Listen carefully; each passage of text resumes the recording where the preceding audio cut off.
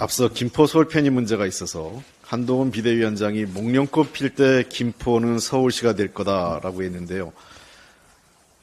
그렇게 안 될 것은 저도 알고 한동훈 비대위원장도 알고 김포 시민도 알고 우리 온 국민이 다 알고 있는 사실입니다. 그렇게 안 될 것이라는 걸.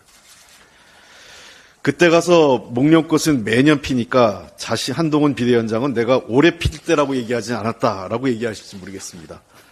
정치검사 출신의 법기술자다운 빠져나갈 길을 열어놓은 것 같습니다. 목련꽃은 매년 피니까요.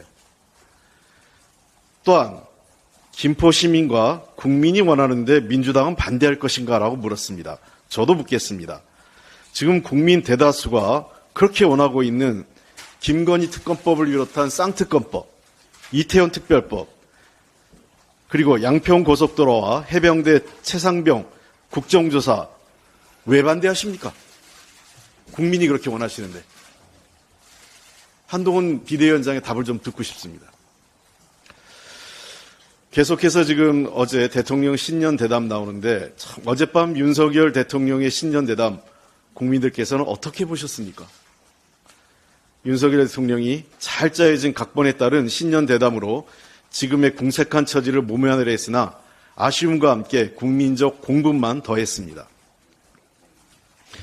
윤석열 정권이 KBS를 통해 녹화 후 편집한 홍보용 영상을 내보낸 것은 오히려 국민과 괴리된 불통만 확인된 시간이었습니다. 국민적 지탄을 받고 있는 문제들에 대해 자유로운 질문과 진실한 답변이 아닌 변명으로 넘어가고자 해서 오히려 분노만 키운 것입니다. 진실을 두려워하고 국민의 고통에 공감하지 못하며 숨길 게 많아 겁을 내는 떳떳하지 못한 대통령을 봐야 하는 국민들은 더 답답하고 고통스러웠습니다. 그런데 이에 대해서는 KBS의 책임도 매우 큽니다. 윤석열 정권이 들어선 이후 박민 사장 취임과 함께 마치 군사작전하듯이 KBS를 점령해서 전두환 시절의 어용방송으로 되돌아간 것 같습니다. 전두환 시절에 우리가 KBS를 뭐라고 불렀냐? KBS의 영어 명칭은 코리안 브로드캐스팅 시스템인데 그 당시에 우리가 뭐라고 그랬습니까? 전두환 시절에 코리안 바보 만들기 시스템이라고 했습니다. KBS가 다시 그런 비아냥을 듣는 그런 어용방송으로 돌아오고 싶습니까? 박민 사장님, KBS 구성원들은 지금 KBS의 현 주소를 매우 부끄럽게 생각하고 있습니다. 그 책임은 박민 사장에게 있습니다.